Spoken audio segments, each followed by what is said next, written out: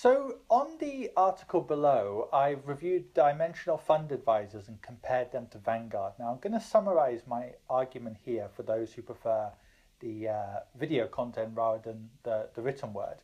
And that's number one, there is actually no evidence the so-called smart beta index funds can beat something like Vanguard or iShares if you compare like to like.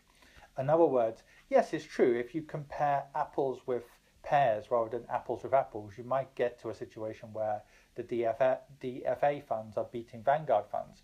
However, if you compare like for like, actually Vanguard has slightly beaten, and iShares for that matter, a lot of these smart beta funds. But one of the reasons why some of those funds look quite good is because they are more weighted towards small cap stocks. Sometimes they look like they've done slightly better than, for example, the S&P 500.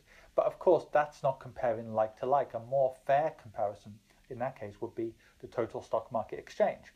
And number two, actually a lot of people focus on Vanguard, but the difference between Vanguard, iShares and BlackRock, whatever, is very small. Number three, even if these smart beta funds do end up outperforming long term, which I doubt, actually there isn't enough long-term evidence yet. Now, in another 20 years, we might have a good, conclusive reason why these smart beta funds beat Vanguard or iShares or whatever.